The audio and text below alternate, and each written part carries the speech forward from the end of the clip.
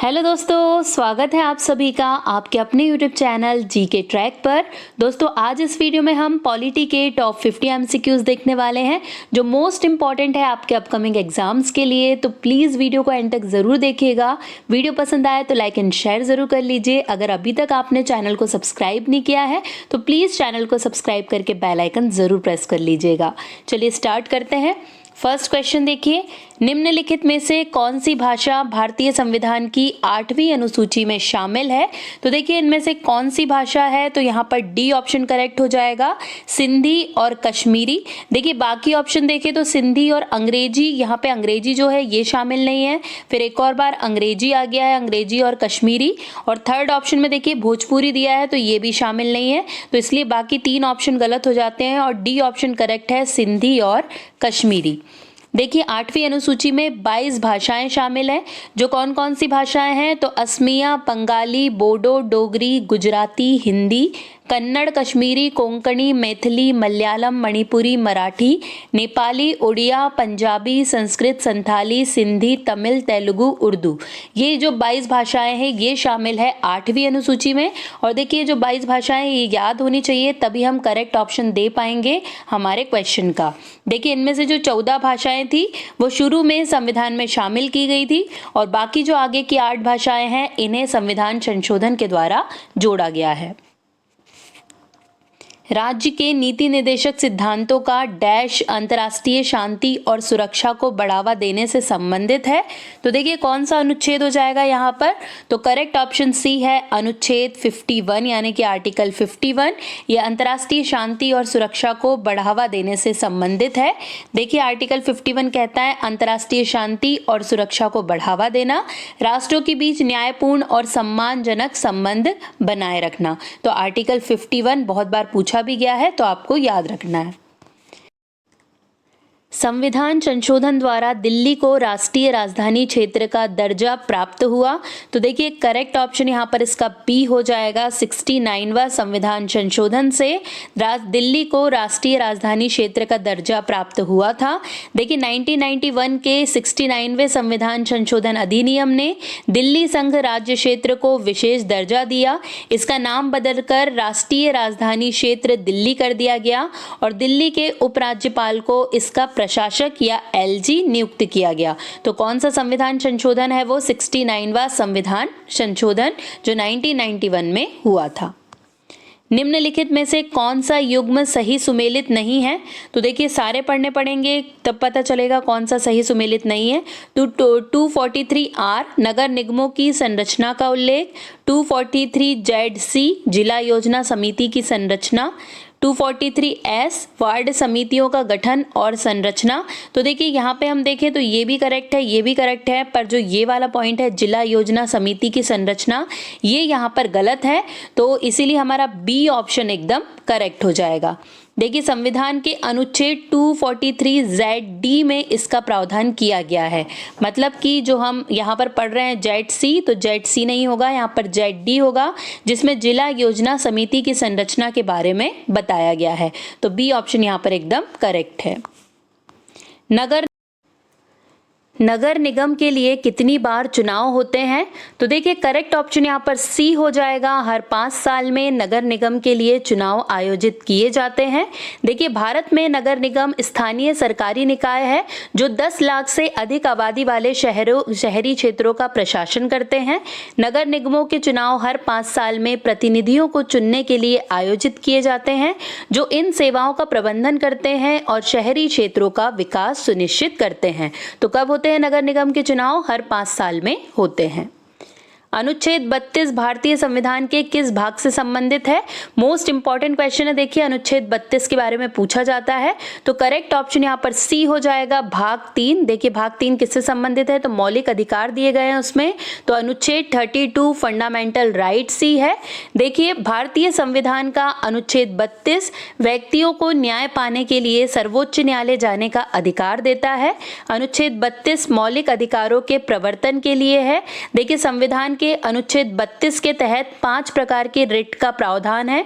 कौन कौन सी रिट है ये? तो देखिए, पहली है बंदी प्रत्यक्षीकरण, फिर है अधिकार प्रेक्षा, एक है परमादेश और फिर उत्प्रेषण और प्रतिषेध। ये 5 प्रकार की रिट है जो हमें अनुच्छेद 32 के तहत मिलती है। तो ये मोस्ट इंपॉर्टेंट है अनुच्छेद 32, इसे जरूर से याद रखना है।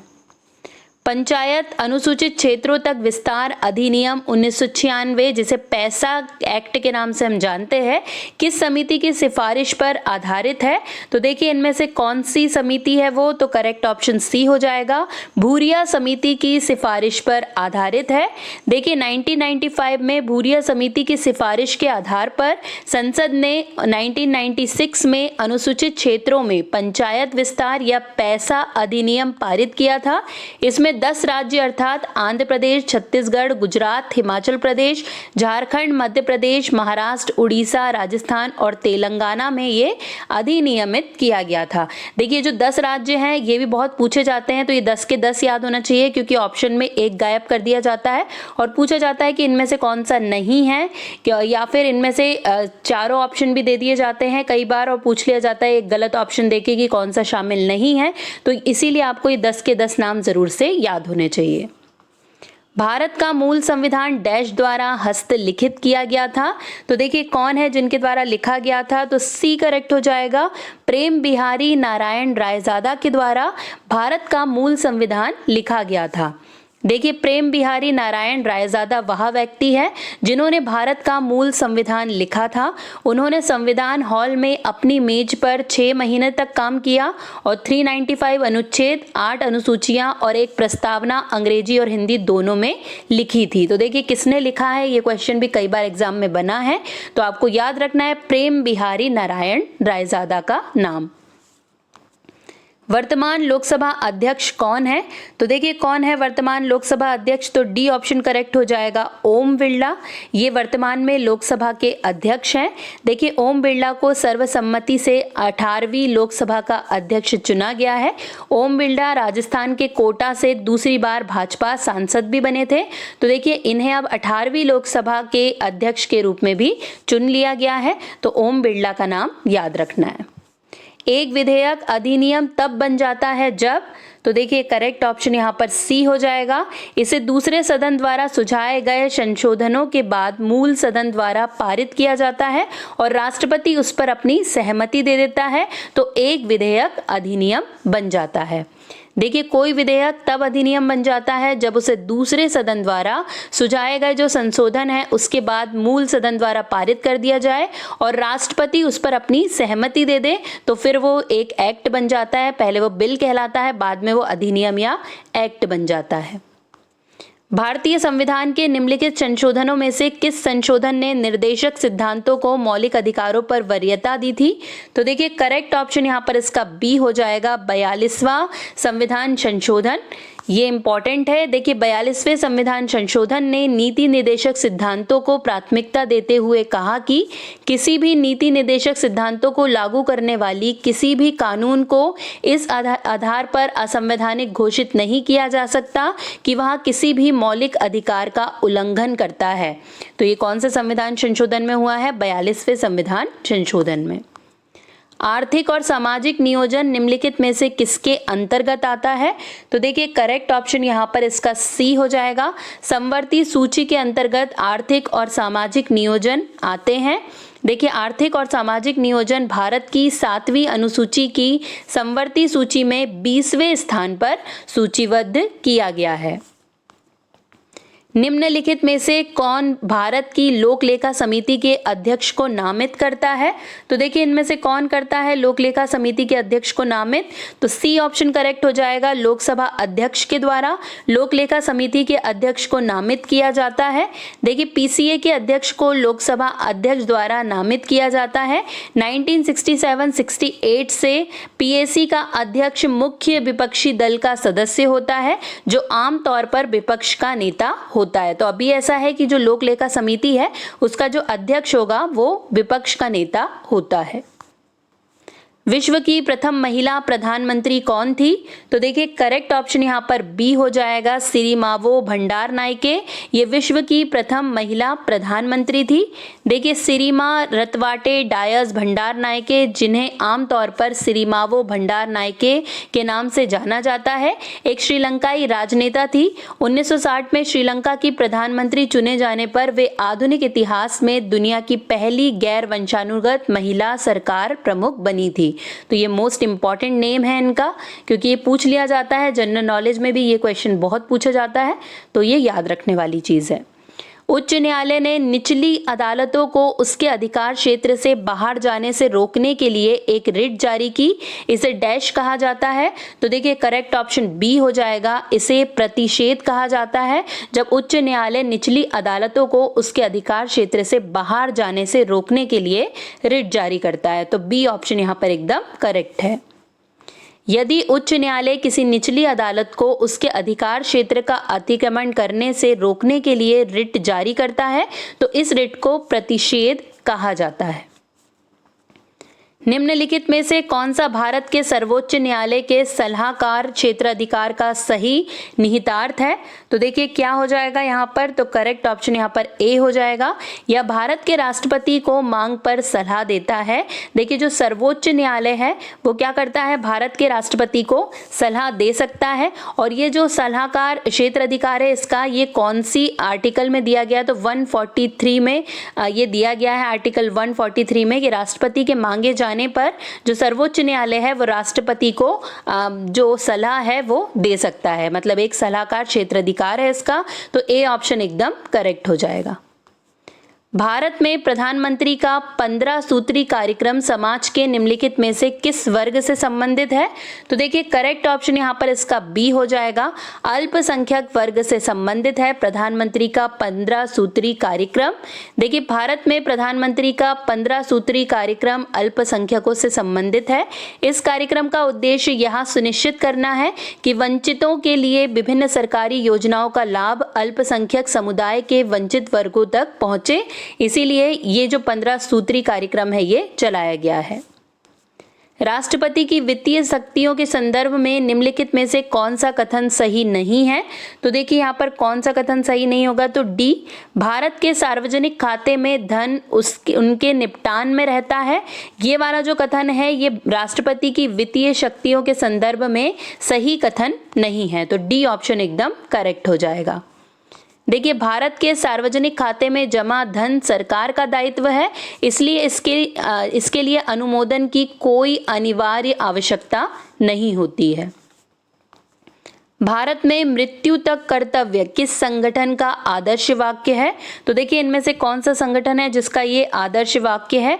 तो करेक्ट ऑप्शन यहाँ पर डी हो जाएगा, सीमा सुरक्षा बल का आदर्श वाक्य है मृत्यु तक कर्तव्य। देखिए सीमा सुरक्षा बल या बीएसएफ भारत का प्राथमिक सीमा सुरक्षा संगठन है। बीएसएफ ने अपने आदर्श वाक्य मृत्यु तक कर्तव्य को लागू करने के लिए खून पसीना बहाया है। तो अगर ये पूछा जाए कि ये किसका वाक्य है, आदर्श वाक्य है, तो ये बीएसएफ का आदर्श वाक्य है। भारत सरकार अधिनियम 1935 के बारे में निम्नलिखित में से कौन सा कथन गलत है? तो देखिए करेक्ट यहाँ पर डी हो जाएगा, इसने प्रांतीय बजट को केंद्रीय बजट से अलग कर दिया। ये भारत सरकार अधिनियम 1935 के बारे में गलत कथन है। तो डी ऑप्शन एकदम करेक्ट हो जाएगा। देखिए यह भारत सरकार अधिनियम 1919 था जिसने पहली बार प्रांतीय बजट को केंद्रीय बजट से अलग किया था और प्रांतीय विधानसभाओं को अपने बजट बनाने के लिए अधिकृत किया था। तो इसीलिए आपको 1999 याद रखना है, ना कि 1935। भारतीय वन सेवा को तीसरी अखिल भारतीय सेवा के रूप में किस वर्ष स्थापित किया गया? तो करेक्ट ऑप्शन यहाँ पर इसका ए हो जाएगा, 1966 में भारतीय वन सेवा को तीसरी अखिल भारतीय सेवा के रूप में स्थापित किया गया। देखिए वर्ष 1966 में भारतीय वन सेवा की स्थापना तीसरी अखिल भारतीय सेवा के रूप में की गई थी। अखिल भारतीय सेवाएं वे सेवाएं हैं जो केंद्र और राज्य दोनों सरकारों के लिए समान हैं। राष्ट्रीय पिछड़ा वर्ग आयोग एनसीबीसी की स्थापना किस वर्ष की गई थी? ये भी बहुत पूछा जाने वाला क्वेश्चन है। करेक्ट ऑप्शन यहाँ पर सी हो जाएगा। 1993 में राष्ट्रीय पिछड़ा वर्ग आयोग की स्थापना की गई थी। देखिए, राष्ट्रीय पिछड़ा वर्ग आयोग एनसीबीसी की स्थापना वर्ष 1992 में मंडल मामले या मंडल आयोग में सर्वोच्च न्यायालय के फैसले के अनुसार वर्ष 1993 में की गई थी। तो ये कई बार सिर्फ क्वेश्चन इतना ही पूछा जाता है कि स्थापना कब हुई है, तो आपको याद रखना है 1993 में मंडल समिति की सिफारिश पर। निम्नलिखित में से किस वर्ष भारत के राष्ट्रपति ने बीजी खेर की अध्यक्षता में एक राज्यसभा आयोग का राजभाषा निम्नलिखित में से किस वर्ष भारत के राष्ट्रपति ने बीजी खेर की अध्यक्षता में एक राजभाषा आयोग नियुक्त किया? तो देखिए, करेक्ट ऑप्शन यहाँ पर इसका बी हो जाएगा। 1955 में राष्ट्रपति ने बीजी खेर की अध्यक्षता में एक राजभाषा आयोग नियुक्त किया था। देखिए, राष्ट्रपति ने वर्ष 1955 में बीजी खेर की अध्यक्षता में एक राजभाषा आयोग नियुक्त किया। आयोग ने वर्ष 1956 में अपनी रिपोर्ट भारत के राष्ट्रपति को सौंपी थी। भाषाई अल्पसंख्यकों के लिए संवैधानिक सुरक्षा उपायों से संबंधित सभी मामलों की जांच करने के लिए भाषाई अल्पसंख्यकों के लिए विशेष अधिकारी की नियुक्ति कौन करता है? तो देखिए, कौन करता है नियुक्ति? तो करेक्ट ऑप्शन बी हो जाएगा। राष्ट्रपति के द्वारा ये नियुक्ति की जाती है। देखिए, भारत के राष्ट्रपति को भाषाई अल्पसंख्यकों के लिए एक विशेष अधिकारी नियुक्त करना चाहिए या करता है वो। यह अधिकारी भाषाई अल्पसंख्यकों के लिए संवैधानिक सुरक्षा उपायों से संबंधित सभी मामलों की जांच करता है और राष्ट्रपति को इसकी रिपोर्ट सौंपता है। 1946 में गठित अंतरिम सरकार में कार्यकारी परिषद का उपाध्यक्ष कौन था? तो देखिए, करेक्ट ऑप्शन यहाँ पर इसका सी हो जाएगा, पंडित जवाहरलाल नेहरू। 1946 में गठित अंतरिम सरकार में कार्यकारी परिषद के उपाध्यक्ष थे। देखिए, 1946 में गठित अंतरिम सरकार में जवाहरलाल नेहरू कार्यकारी परिषद के उपाध्यक्ष रहे हैं। किसी व्यक्ति के सार्वजनिक पद पर दावे की वैधता की जांच करने के लिए न्यायालय द्वारा कौन सी रिट जारी की जाती है? तो देखिए, करेक्ट ऑप्शन यहाँ पर इसका ए हो जाएगा, अधिकार प्रक्षा या को वारंटो जारी किया जाता है। देखिए, को वारंटो रिट का अर्थ है किसी अधिकार या वारंट द्वारा या न्यायालय द्वारा किसी व्यक्ति के सार्वजनिक पद के दावे की वैधता की जांच करने के लिए जारी की जाती है। निम्नलिखित में से कौन सा शब्द मूल संविधान में नहीं था? तो देखिए, करेक्ट ऑप्शन यहाँ पर डी हो जाएगा, धर्मनिरपेक्ष शब्द ये मूल संविधान में नहीं था। देखिए, भारत के मूल संविधान में धर्मनिरपेक्ष शब्द शामिल नहीं था। इसे बाद में 1976 के 42वें संविधान संशोधन द्वारा जोड़ा गया है। 42वें संशोधन को संविधान अधिनियम 1976 के नाम से भी जाना जाता है, जो भारतीय संविधान के सबसे व्यापक संशोधनों में से एक था। राष्ट्रपति द्वारा राज्यसभा में कितने सदस्य मनोनीत किए जाते हैं? तो देखिए, करेक्ट ऑप्शन यहाँ पर इसका डी हो जाएगा, 12 सदस्यों को राज्यसभा में मनोनीत किया जाता है राष्ट्रपति के द्वारा। देखिए, भारतीय संविधान के अनुसार राष्ट्रपति साहित्य, विज्ञान, कला और सामाजिक सेवा में विशेष ज्ञान या व्यवहारिक अनुभव रखने वाले व्यक्तियों में से राज्यसभा के लिए 12 सदस्यों को मनोनीत कर सकती है। किसी राजनीतिक दल को राष्ट्रीय दल के रूप में मान्यता देने के लिए निम्नलिखित में से कौन सा मानदंड है? तो देखिए, करेक्ट ऑप्शन यहाँ पर डी हो जाएगा, यदि इसे 4 या अधिक राज्यों में एक राजनीतिक दल के रूप में मान्यता प्राप्त है तो उसे राष्ट्रीय दल के रूप में मान्यता मिल सकती है। किसी पंजीकृत पार्टी को राष्ट्रीय पार्टी के रूप में तभी मान्यता दी जाती है जब वह निम्नलिखित 3 शर्तों में से किसी एक को पूरा करती हो। मतलब लोकसभा या विधानसभा के आम चुनाव में पार्टी को किसी भी 4 या अधिक राज्यों में 6% वोट मिले और इसके अतिरिक्त वह 4 लोकसभा सीटें जीती हो। अगर ये सारी चीजें वो कर लेती है तो उसे राष्ट्रीय पार्टी के रूप में मान्यता दी जा सकती है। भारत के प्रधानमंत्री के बारे में निम्नलिखित में से कौन सा कथन सही है? तो देखिए करेक्ट ऑप्शन यहाँ पर डी हो जाएगा। प्रधानमंत्री मंत्रिपरिषद का वास्तविक प्रमुख होता है। ये भारत के प्रधानमंत्री के बारे में सत्य कथन है। देखिए संविधान के अनुच्छेद 74(1) के अनुसार राष्ट्रपति की सहायता और सलाह के लिए प्रधानमंत्री की अध्यक्षता में एक मंत्रिपरिषद होगी जो राष्ट्रपति को अपने कार्यों के निष्पादन में ऐसी सलाह के अनुसार कार्य करेगा। इस प्रकार वास्तविक शक्ति प्रधानमंत्री के पास निहित है। धन विधेयक के संबंध में राज्यसभा द्वारा निम्नलिखित में से कौन सी कार्रवाई की जा सकती है? तो देखिए करेक्ट ऑप्शन यहाँ पर सी हो जाएगा। यह सिफारिशें करने के लिए विधेयक को 14 दिनों तक रोक सकता है। ये धन विधेयक जब राज्यसभा में जाता है तो राज्यसभा के पास बस इतनी शक्ति है इसकी। देखिए राज्यसभा धन विधेयक में संशोधन नहीं कर सकती लेकिन संशोधन की सिफारिश कर सकती है। धन विधेयक को 14 दिनों के भीतर लोकसभा को वापस करना होगा, अन्यथा विधेयक को दोनों सदनों से उसी रूप में पारित माना जाएगा जिस रूप में इसे मूल रूप से लोकसभा द्वारा पारित किया गया था। भारत के संविधान ने भारतीय संघ की योजना निम्नलिखित में से किस देश से उधार ली है? तो देखिए करेक्ट ऑप्शन यहाँ पर इसका बी हो जाएगा। कनाडा से उधार ली है भारतीय संघ की योजना है। देखिए भारत का संविधान भारतीय सरकार के लिए एक संघीय ढांचा स्थापित करता है, इसे राज्यों का संघ घोषित करता है।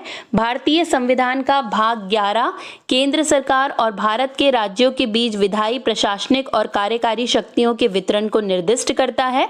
मजबूत केंद्र के साथ संघीय प्रणाली को भारतीय संविधान ने कनाडा से उधार लिया है। निम्नलिखित में से कौन कभी भी लोकसभा अध्यक्ष नहीं रहे? तो देखिए इनमें से कौन है वो, तो करेक्ट ऑप्शन ए हो जाएगा, के सुंदरम। ये कभी भी लोकसभा अध्यक्ष नहीं रहे, जबकि जीएस ढिल्लो, बलिराम भगत, हुकुम सिंह ये सभी लोकसभा अध्यक्ष रहे हैं। तो देखिए के सुंदरम एक भारतीय सिविल सेवक थे जिन्होंने स्वतंत्र भारत के पहले कानून सचिव और भारत के दूसरे मुख्य चुनाव आयुक्त का रिकॉर्ड बनाया है, मतलब वो रहे हैं। उन्होंने 1968 से 71 की अवधि के लिए भारत के 5वें विधि आयोग की अध्यक्षता भी की है, पर वो कभी भी लोकसभा अध्यक्ष नहीं रहे हैं।